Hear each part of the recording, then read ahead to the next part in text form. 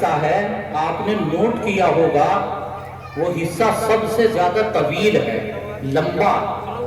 پانی بھی پی لیں گے، پیاس لگ رہی ہے۔ تو آئیے ہر حصے کو الگ الگ لے کر چلتے ہیں، اور ساتھ ساتھ یہ بھی دیکھیں گے کہ تینوں حصوں کے درمیان میں جوڑ کیا ہے، باہمی ربط کیا ہے۔ ربط وہ کون سی ایسی چیز ہے کہ جو آیت کے ان تینوں ٹکڑوں کو باہم مربوط کیے ہوئے ہے، باہم جوڑے ہوئے۔ خیر پہلا حصہ جو ہے وہ یہ ہے کہ یا ایھا الذین آمنوا قوا انفسکم واہلیکم نارا۔ آیت کریمہ کے اس حصے میں اللہ تبارک و تعالیٰ نے دو مطالبے کیے۔ بھائی سمجھ میں آ رہا ہے آپ کی یا نہیں آ رہا ہے؟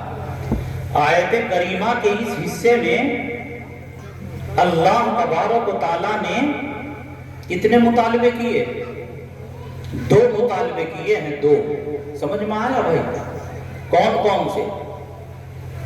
پہلا مطالبہ اللہ تبارک و تعالیٰ نے یہ کیا ہے، نوٹ کریں کہ یا ایھا الذین آمنوا قوا انفسکم، اے لوگو اپنے آپ کو مطلب اپنی ذات کو، اپنی ذات کو جہنم کی آگ سے بچاؤ۔ یہ پہلا مطالبہ۔ دوسرا مطالبہ یہ ہے وَأَهْلِيكُمْ نَارًا، کہ اپنے اہل و عیال کو، بھئی اہل و عیال سمجھے آپ؟ اہل و عیال کا مطلب ہے فیملی، ہے نا؟ اپنے بچوں کو، لڑکوں کو، لڑکیوں کو جہنم کی آگ سے بچاؤ۔ دیکھیے ذرا مضمون جو ہے وہ اہم ہے، میں دوبارہ لوٹا کر کہوں تاکہ آپ حضرات کے ذہنوں میں بیٹھے گا۔ پہلا مطالبہ ہے قوا انفسکم، اپنی ذات کو جہنم کی آگ سے بچاؤ۔ آیا پہلا مطالبہ سمجھ؟ دوسرا مطالبہ ہے وَأَهْلِيكُمْ،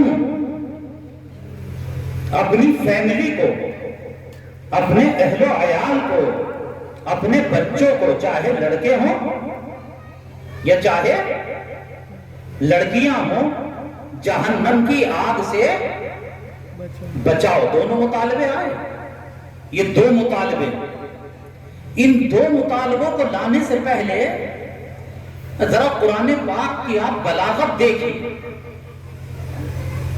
قرآن کا انداز بیان ذرا پر توجہ دیں کہ دو مطالبوں سے پہلے اللہ تبارک و تعالیٰ نے جو کلام کی شروعات کی وہ یہ کہہ کر کی ہے یا ایھا الذین آمنوا۔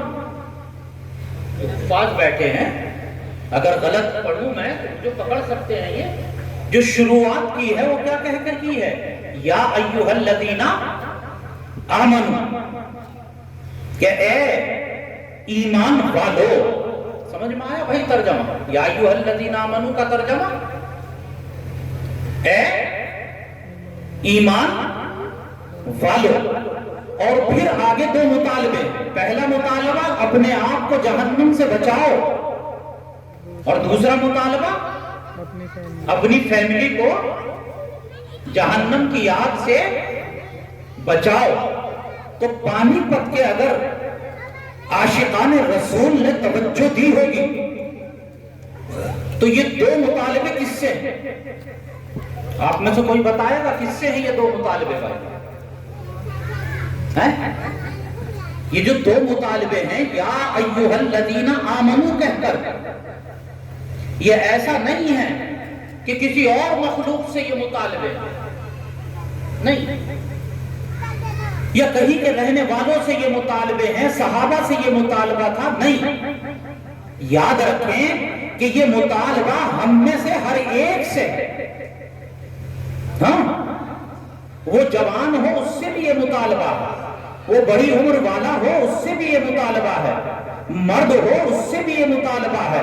اور مائیں بہنیں اگر میری بات سن رہی ہیں تو توجہ دیں کہ ماں بہنوں سے بھی یہ مطالبہ ہے، شہر کا رہنے والا ہو اس سے بھی یہ مطالبہ ہے، اور دیہات کا رہنے والا ہو اس سے بھی یہ مطالبہ ہے، امیر ہو اس سے بھی یہ مطالبہ ہے، اور جناب پاکا کش غریب ہو اس سے بھی یہ مطالبہ ہے۔ تو یہ مطالبہ ہر اس آدمی سے ہے جس نے کلمہ لا الہ الا اللہ محمد رسول اللہ پڑھا ہے۔ مردوں سے بھی ہے یہ مطالبہ، اور ارے کچھ آپ بھی تو کہیں، مردوں سے بھی ہے یہ مطالبہ اور عورتوں سے بھی ہے۔ تو میں کہوں گا کہ مائیں بہنیں اگر بیٹھی ہوئی ہیں، میری آواز پہنچ رہی ہے، تو باہمی باتیں بعد میں ہو سکتی ہیں۔ چائے اگر بنا رہی ہیں تو وہ بعد میں بن سکتی ہے، سالن اگر گرم ہو رہا ہے تو وہ بعد میں ہو سکتا ہے، کوئی اگر جان پہچان والی آئی ہے تو اس کی خیریت بعد میں معلوم کریں۔ پہلے میرا یہ پیغام سنیں کہ یہ مطالبہ قرآن پاک کا ہر ایک سے ہے، جناب مردوں سے بھی ہے اور عورتوں سے بھی ہے۔ کیا مطالبہ ہے؟ پہلا مطالبہ ہر مرد اور ہر ایمان والی عورت سے یہ ہے کہ اپنے آپ کو جہنم کی آگ سے بچائے اور اپنے اہل و عیال کو جہنم کی آگ سے بچائیں۔ سوال یہ پیدا ہوتا ہے پانی پت کے نوجوانوں، مسلمانوں، ایمان والوں، کہ اپنے آپ کو جہنم کی آگ سے بچانے کا طریقہ کیا ہے؟ وہ کون سا راستہ ہے کہ جس پر چل کر ہم اپنے آپ کو جہنم کی آگ سے بچا سکتے ہیں؟ یا وہ کون سا راستہ ہے جس پر چلا کر ہم اپنی فیملی کو جہنم سے بچا سکتے ہیں؟ وہ راستہ بھی تو معلوم ہونا چاہیے بھائی۔ لہٰذا آج اس مجلس کے اندر اور آج اس محفل میں اور آج اس تھوڑے سے وقت میں اسی مسئلے پر غور کرنا ہے اور اسی مسئلے کو انشاءاللہ حل کر کے اٹھنا ہے کہ وہ کون سا راستہ ہے جس پر چل کر میں خود اپنے آپ کو جہنم کی آگ سے بچا سکتا ہوں، اور وہ کون سی راہ ہے کہ جس پر چلا کر میں اپنی فیملی کو جہنم کی آگ سے بچا سکتا ہوں۔ یہ غور کرنا۔ تو مفسرین نے لکھا ہے، دیکھیں دو چیزیں ہیں نا الگ الگ، ارے بھائی دو مطالبے ہیں نا، تو پہلے مطالبے پر آئیے۔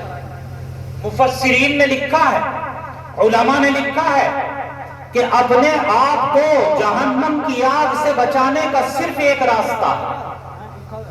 یہاں جتنے مرد بیٹھے ہیں نا وہ بھی نوٹ کریں میری اس بات کو، اور مائیں بہنیں جو ہیں وہ بھی نوٹ کریں میری اس بات کو کہ ہم اپنے آپ کو جہنم کی آگ سے بچائیں۔ اس کا صرف کتنا راستہ ہے؟ ایک، جناب ایک راستہ ہے، ایک، اور اس راستے کا نام ہے، سننے کے لیے تیار ہیں آپ؟ کون کون تیار ہے؟ ذرا ہاتھ اٹھا کے بتاؤ۔ ارے عبد الوہاب تم بھی سن رہے ہو، سمجھ بھی رہے ہو میری بات؟ دیکھو عبد الوہاب بھی سمجھ رہا ہے، تو سب کی سمجھ میں آئے گا انشاءاللہ۔ ہاں تو غور کریے کہ وہ کون سا راستہ ہے کہ جس سے میں اپنی ذات کو جہنم کی آگ سے بچا سکتا ہوں۔ نوجوان اتنی دیر تک تم کھڑے نہیں رہ پاؤ گے، بیٹھ گئے۔ وہ کون سا راستہ ہے؟ اس راستے کا نام یاد رکھیے، اس راستے کا نام ہے، مرد بھی یاد رکھیں اور پانی پت کی مستورات بھی یاد رکھیں، اس راستے کا نام ہے اعمال۔ کیا نام ہے اس راستے کا؟ اعمال۔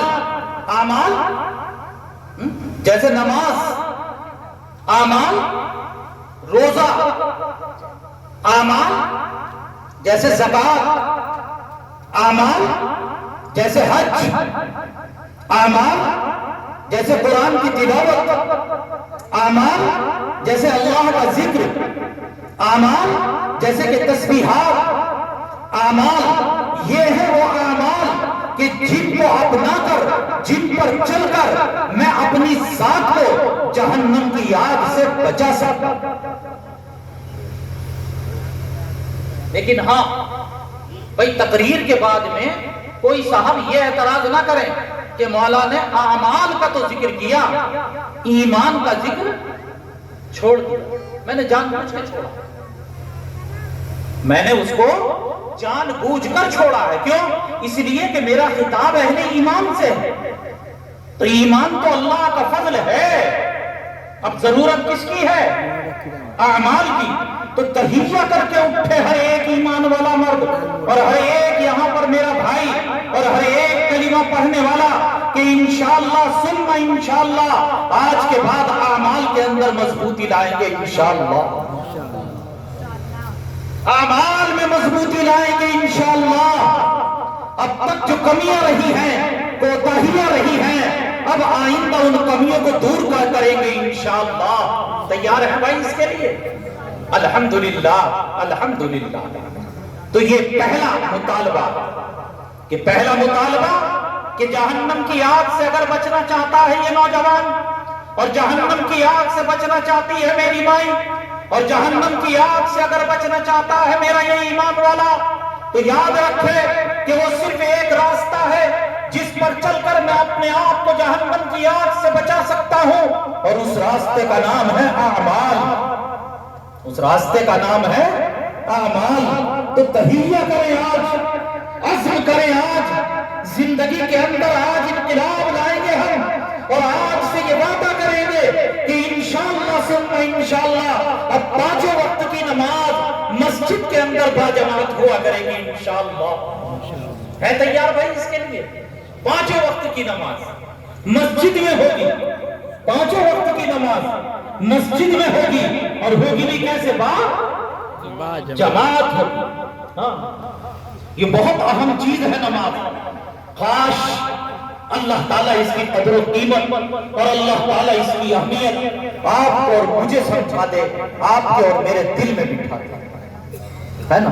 ہر چیز کی علامت ہوتی ہے، اور ایمان کی علامت نماز، ایمان کی علامت نماز ہے۔ جس کے اندر نماز کی پابندی ہے، پتہ چلا کہ اس کے دل اور اس کے اندر ایمان۔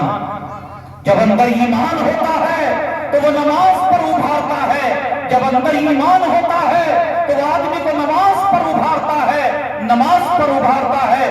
اور جتنا ایمان کمزور، جتنا ایمان کمزور، جتنا ایمان کمزور، اتنی ہی نماز کے اندر سستی اور کاہلی ہے۔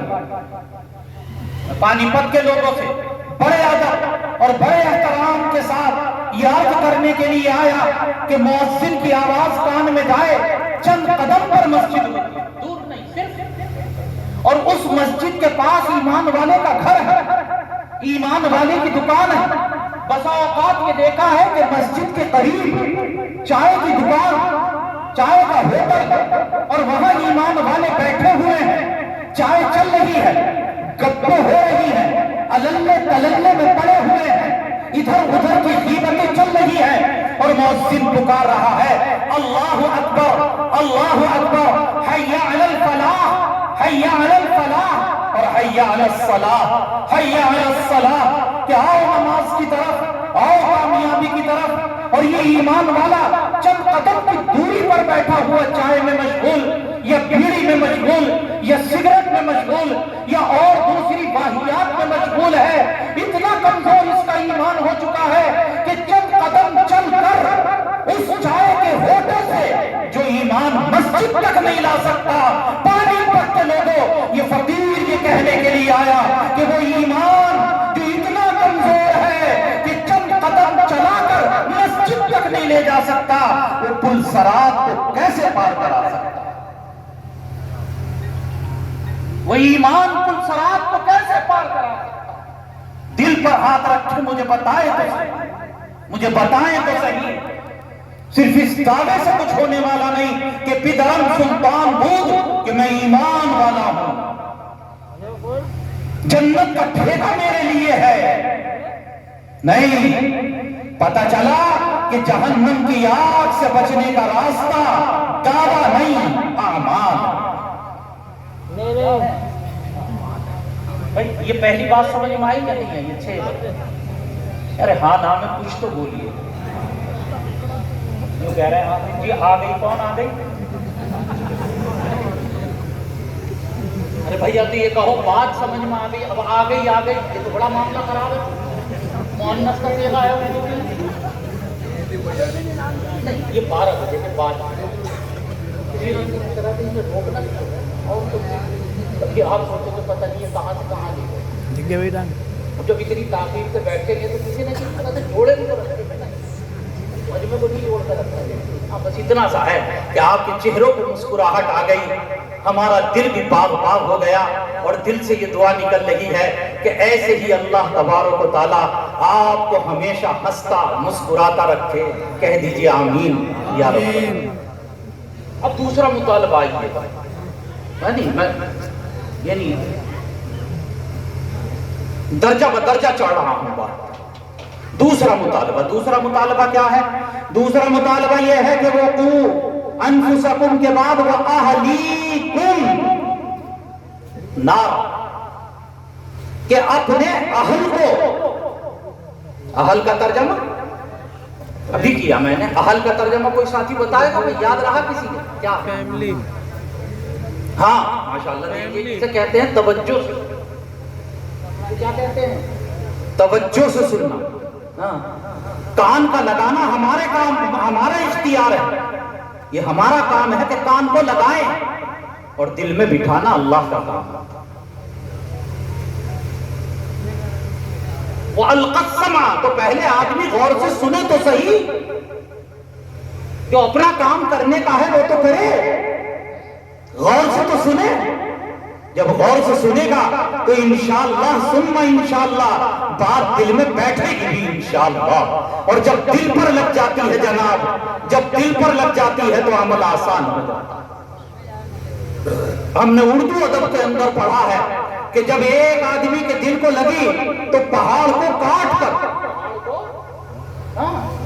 زمین کو کاٹ کر نہیں، کس کو؟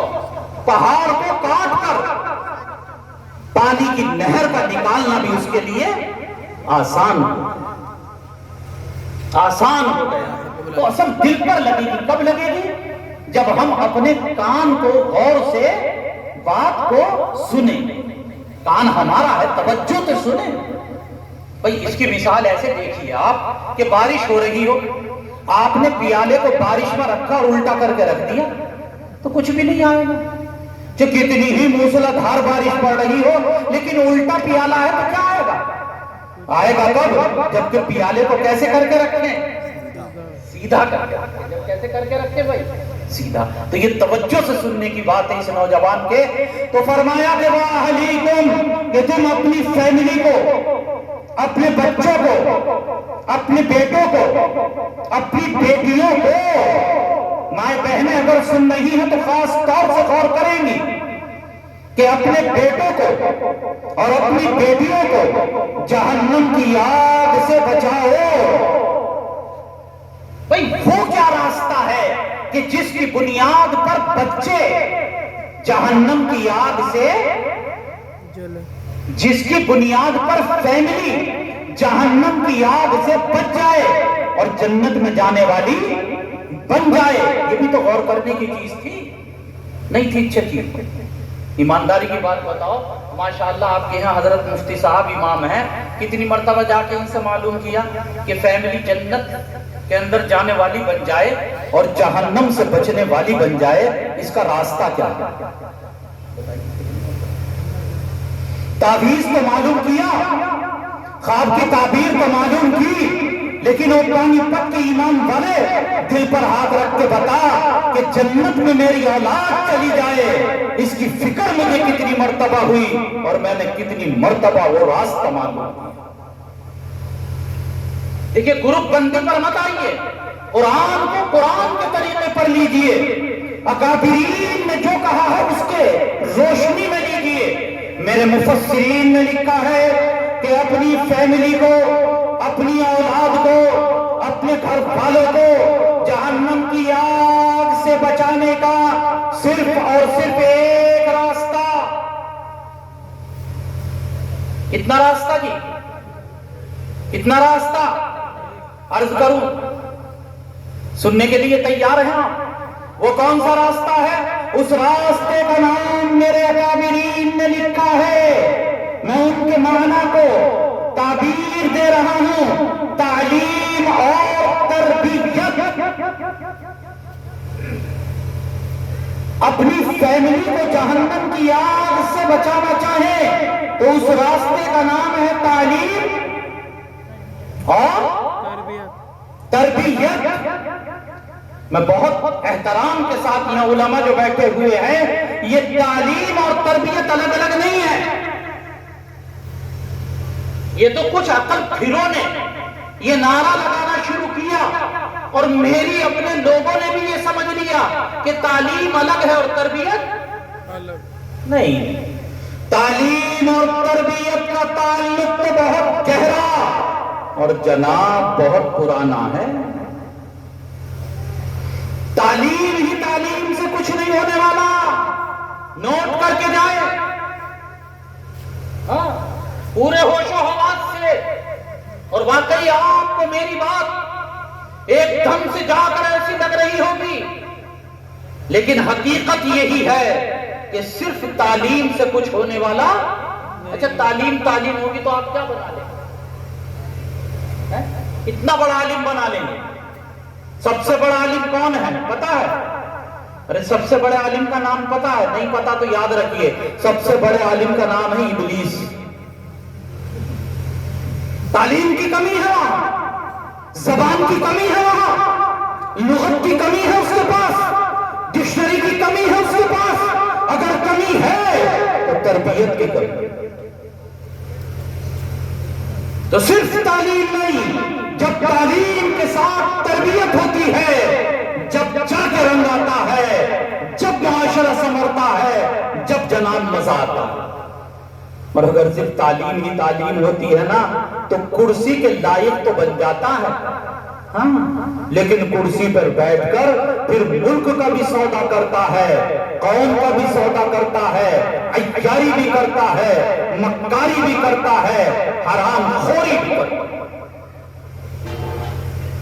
جب صرف تعلیم ہوتی ہے اور تربیت سے انسان خالی ہوتا ہے، اور جب تعلیم بھی ہوتی ہے، پانی پت کے رہنے والوں کہنے دو، اور تربیت بھی ہوتی ہے، ہائے ہائے، تعلیم بھی ہوتی ہے اور تربیت بھی ہوتی ہے، تو پھر صدیق اکبر بن کے آتا ہے، اللہ، پھر فاروق اعظم بن کر آتے ہیں، پھر عثمان غنی کا وجود ہوتا ہے، پھر علی مرتضیٰ کا وجود ہوتا ہے، پھر صحابہ کا وجود ہوتا ہے، پھر امام ائمہ اعظام کا وجود ہوتا ہے، پھر اولیاء اعظام وجود میں آتے ہیں۔ جب تعلیم بھی ہوتی ہے اور اس کے ساتھ ساتھ تربیت، جب تعلیم بھی ہوتی ہے اور اس کے ساتھ ساتھ تربیت بھی ہوتی ہے۔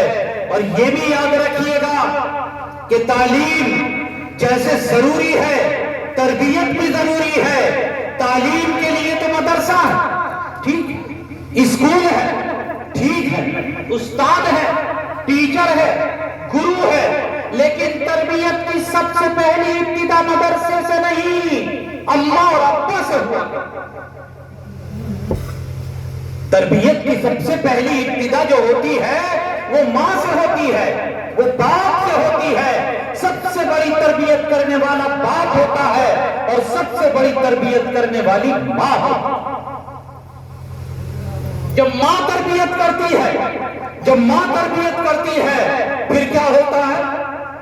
مجھے تاریخ کی ایک بات یاد آئی کہ ایک مرتبہ ایسا ہوا، اتفاق کی بات، کہ ایک ماں نے اپنے 10 سالہ بچے کو علم دین حاصل کرنے کے لیے بغداد کے لیے روانہ کیا، اور چلتے ہوئے یہ کہا کہ بیٹے تم جا رہے ہو، تمہاری صدری کے اندر میں نے چھپا کر 40 سونے کی اشرفی، چاندی کی نہیں سونے کی، 40 سونے کی اشرفی اس میں چھپا کر میں نے رکھ دی ہے، کسی کو پتا نہیں چلے گا۔ جب آپ اسکول میں جانا تو اپنی ضرورتوں میں ان کو استعمال کرتے ہیں۔ آج اے ٹی ایم کا زمانہ تو تھا نہیں کہ اے ٹی ایم دے دیتی میاں کہ جتنی ضرورت ہو نکالتے رہنا، وہ تو اسی وقت دیا جب وہ جا رہا تھا۔ قافلہ چلا، قافلوں کے ساتھ اس زمانے میں جناب سفر ہوتا تھا، یہ بچہ بھی قافلے کے ساتھ ساتھ ہو گیا۔ رات کو جب قافلہ سونے کے لیے لیٹا، آرام کے لیے لیٹا، تو اس علاقے کے جو ڈاکو تھے انہوں نے قافلے والوں کے اوپر حملہ کر دیا. اور جو قافلے والوں کے اوپر حملہ ہوا ہے تو کوئی دائیں بھاگ رہا ہے، کوئی بائیں بھاگ رہا ہے، کوئی مال بچا رہا ہے، کوئی عزت بچا رہا ہے، کوئی جان بچا رہا ہے. اور یہ 10 سال کا بچہ نہایت سکون اور اطمینان سے ایک جانب کھڑا، لیکن نہ اس کے پاس میں پٹلیا، نہ اس کے پاس میں کوئی بیگ، نہ اس کے پاس میں کوئی تھیلا، نہ اس کے پاس کوئی بریف کیس. تو ایک ڈاکو آیا اور اس نے گرجدار آواز سے اس بچے سے یہ معلوم کیا کہ تیرے پاس بھی کچھ ہے؟ بچے نے کہا کہ ہاں. کہ کیا ہے؟ کہ میرے پاس 40 اشرفیاں ہیں. اب ڈاکو نے اوپر سے لے کے نیچے تک کہ 10 سال کا بچہ اور اتنی بڑی رقم. اچھا اگر اتنی بڑی رقم ہوتی تو کچھ نہ کچھ تو سامان ہوتا. تو ڈاکو کی سمجھ میں کچھ نہ آیا. اس نے بچے کا ہاتھ پکڑا اور پکڑ کے اپنے سردار کے پاس لے گیا. جب سردار کے پاس لے کر پہنچا اور سردار سے پوری بات بیان کی، ہائے ہائے پانی پت کے رہنے والوں اور میری مائیں اور میری بہنیں اگر توجہ سے سن رہی ہے تو میں کہوں گا کہ ذرا غور کرے کہ ڈاکو نے معلوم کیا کہ بیٹا کہاں کے ہو؟ اس بچے نے کہا کہ حضور فلاں گاؤں کا ہوں. کہ کہاں جا رہے ہو؟ کہا کہ بغداد جا رہا ہوں. کہا کہ کیوں جا رہے ہو؟ بچے نے کہا کہ علم حاصل کرنے کے لیے کسی مدرسہ یا جامعہ میں جا رہا ہوں. ڈاکو نے کہا کہ یہ بتاؤ تمہارے پاس میں کچھ ہے؟ کہا کہ ہاں ہے. کہ کیا ہے؟ کہ 40 سونے کی اشرفی. کہ کہاں سے آئی؟ کہ میری ماں نے مجھے خرچ کے لیے دی ہے. تو ڈاکو کے سردار نے مسکرا کے یہ کہا کہ ایسا لگتا ہے کہ ہم سے مذاق کر رہے ہو، جھوٹ بول رہے ہو. مذاق کر رہے ہو، جھوٹ بول رہے ہو. بچے نے اپنی صدری کھولی اور صدری کھولنے کے بعد اندر کا جو استر تھا اسے پھاڑا. اور جیسے ہی استر پھاڑا پانی پت کے رہنے والوں، وہ جو اندر 40 اشرفیاں تھی وہ یکے بعد دیگرے زمین کے اوپر گر گئی. اور بچے نے کہا کہ میں جھوٹ نہیں بولتا. بچے نے کہا، توجہ ہے آپ حضرات کی، کہا کہ میں جھوٹ، اگر میری ماں بہنوں تک اس فقیر کی آواز جا رہی ہے تو وہ توجہ دے گی.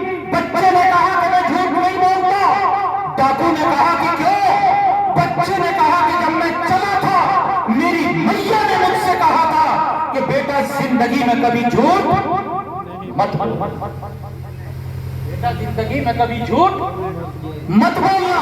میں یہ عرض کرنے کے لیے آیا پانی پت کے رہنے والوں کہ بچے نے یہ جواب نہیں دیا کہ میرے ملا نے مجھ سے کہا تھا، میرے استاد نے مجھ سے کہا تھا، میرے حافظ جی نے مجھ سے کہا تھا، میرے ماسٹر نے مجھ سے کہا تھا، میرے گرو نے مجھ سے کہا تھا. اس نے اگر جواب دیا تو یہ دیا کہ میری میاں نے چلتے ہوئے مجھ سے یہ کہا تھا کہ بچہ میرے لال کبھی زندگی میں جھوٹ مت بولنا.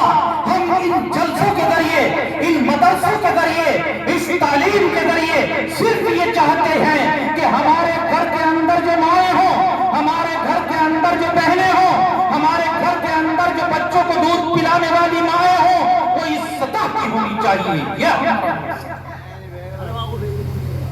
وہ اس سطح کی ہونی چاہیے، وہ اس درجے کی ہونی چاہیے. یہ ہے ہمارا مقصد، یہ ہے ہمارا مقصد. اس چیز کی ہے ہم تلاش میں اور اس کے پیچھے ہے ہم پڑے ہوئے. آج ہم ان مدرسوں سے اور آج ہم اس تعلیم سے اور آج ہم ان تقریروں سے اور آج ہم ان تفسیروں سے اور آج ہم ان بیانات سے اور آج ہم اس تذکیر سے اور آج اس کہنے سننے سے اور آج اس محنت سے صرف اور صرف یہ چاہا جا رہا ہے کہ گھر کے اندر جو ماں ہو وہ اس سطح کی ہونی چاہیے.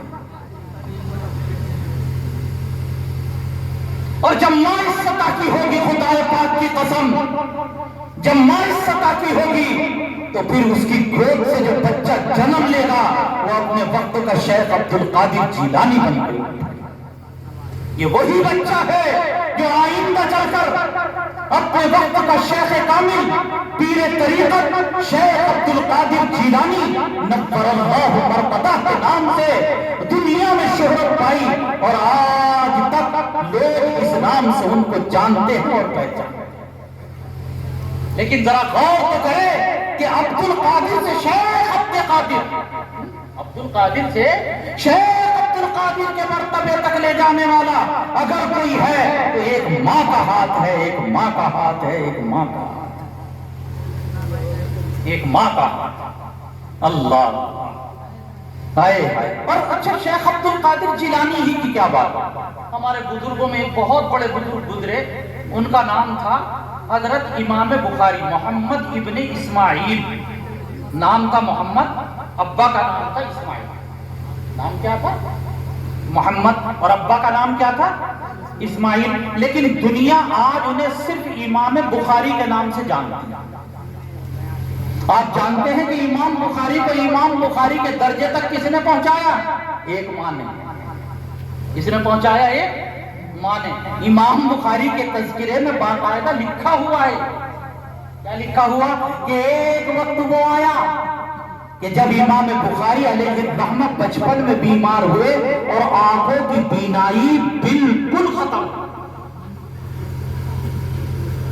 بچپن میں، یہ پیدائشی نہیں، تب بیمار ہوئے، اور ایسے بیمار ہوئے، کچھ ایسی بیماریاں ہوتی، کچھ ایسی بیماری ہمارے ہندوستان میں بھی بہت ہوتی تھی، تو بچپن میں ایسے بیمار ہوئے کہ آنکھوں کی بینائی بالکل ختم ہو گئی۔ اللہ اللہ، ماں کو بڑا فکر ہو، ماں نے ایک دن رات میں جو رو کر دعا کی ہے پتہ نہیں کیا، بس یہ تو وہ ماں جانے جناب یا اس کا رب جانے۔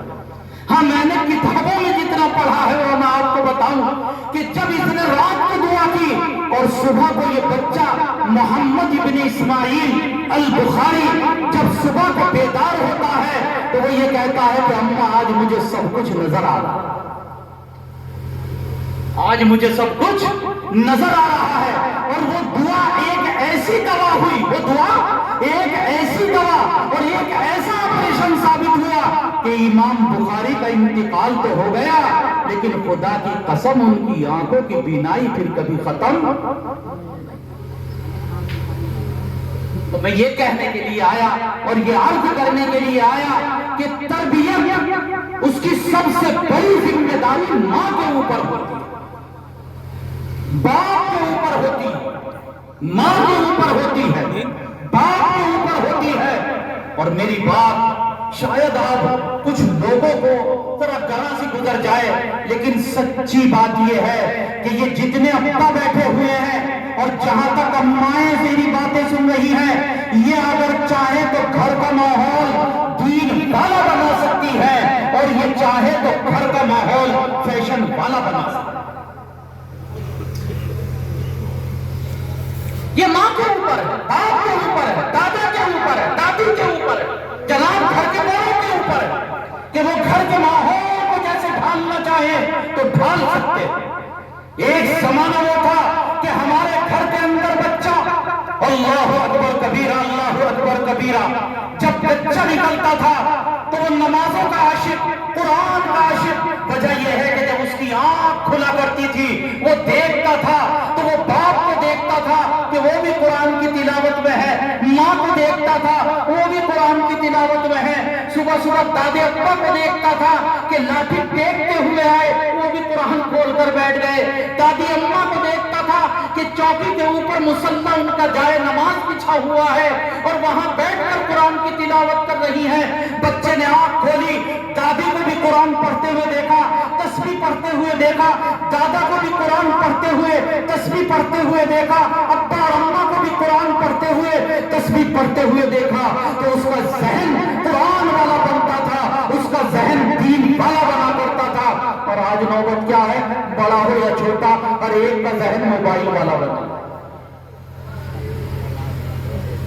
ہوا موبائل والا، اس لیے کہ بچہ جب رات کو سوتے سوتے دیکھتا ہے تو ابا کے ہاتھ میں بھی کیا ہے اور اماں کے ہاتھ میں بھی کیا ہے، اور بھیا کے ہاتھ میں بھی کیا ہے؟